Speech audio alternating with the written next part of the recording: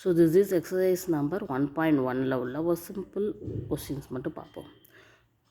Name the property under multiplication. So மல்டிப்ளிகேஷன்ஸில் என்னென்ன property இது வந்து கிவன் சம்மில் வந்து இருக்குன்னு அப்படின்னு பார்ப்போம். So is in each of the following. Name the property மட்டும் சொன்னால் போதும். இப்போ இந்த ஃபஸ்ட்டு ஒன்றை பாருங்கள், ஒரு ரேஷனல் நம்பர் கூட ஒன்றா மல்டிப்ளை பண்ணியிருக்காங்க. அதே மாதிரி இங்கேயும் ஒன்றை மல்டிப்ளை பண்ணியிருக்காங்க. அப்படின்னா இது என்னது அப்படின்னு பார்த்தீங்கன்னா, இதுக்கு பேர் மல்டிப்ளிகேட்டிவ் ஐடென்டிட்டி. ஏன்னா ஒன்றை மல்டிப்ளை பண்ணும்போது அதனுடைய வேல்யூ என்ன செய்ய போகிறதில்ல, மாற போகிறது கிடையாது. ஸோ இதை தான் நம்ம வந்து மல்டிப்ளிகேட்டிவ் ஐடென்டிட்டின்னு சொல்லுவோம். ஸோ அதுதான் அந்த ப்ராப்பர்ட்டி தான் இந்த சம்மில் இருக்குது, மல்டிப்ளிகேட்டிவ் ஐடென்டிட்டி. சரியா? அதே மாதிரி செகண்ட் சம் பொறுத்தவரை என்னென்னு பாருங்கள். இங்கே ஒரு ரேஷனல் நம்பர்ஸ் இருக்குது, இங்கே ஒரு ரேஷனல் நம்பர்ஸும் இருக்குது. ஓகேவா? அது அப்படி a into b equal to b into ஏன்னு எழுதியிருக்காங்க.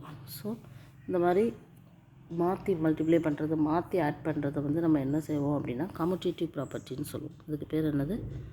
Commutative property. மாற்றி பண்ணுறது. ஓகேவா? அடுத்தது தேர்ட் ஒனில் வந்து நம்மளுக்கு பார்த்தோன்னே தெரியுது, இங்கே என்ன நம்பர் இருக்கோ அதனுடைய இன்வர்ஸை தான் மல்டிப்ளை பண்ணியிருக்காங்க. சரியா? ஃபஸ்ட்டு -19/29, இதை வந்து 29/-19 சொல்லிட்டு நம்மளோட இன்வர்ஸால் மல்டிப்ளை பண்ணும்போது நம்மளுக்கு கிடைக்கக்கூடிய ஐடென்டிட்டி வந்து 1 தான். சரியா? அதனால் இது வந்து இதுக்கு பேர் என்ன அப்படின்னா மல்டிப்ளிகேட்டிவ் இன்வர்ஸ். இந்த 3 ப்ராப்பர்ட்டி தான் இந்த 3 சம்லேயும் வருது. ஓகேவா? அடுத்தது second sum. What property allows you to compute. என்ன ப்ராப்பர்ட்டி இந்த சம்மில் வருதுன்னு பார்க்கணும்.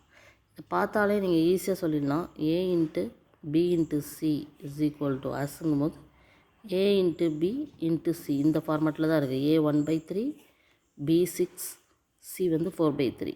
ஃபஸ்ட்டு வந்து பிஏயும் சியை மல்டிப்ளை பண்ணி வர ஆன்சர் கூட ஏயை மல்டிப்ளை பண்ணணும். ஏயும் பியையும் மல்டிப்ளை பண்ணி வரக்கூடிய ஆன்சரோட சியை மல்டிப்ளை பண்ணணும். ரெண்டுமே கண்டிப்பாக ஈக்குவலாக தான் இருக்கும். ஓகேவா? ஸோ இந்த ப்ராப்பர்ட்டிக்கு பேர் தான் நம்ம என்ன படித்தோம் அப்படின்னா அசோசியேட்டிவ் ப்ராப்பர்ட்டின்னு படித்தோம்.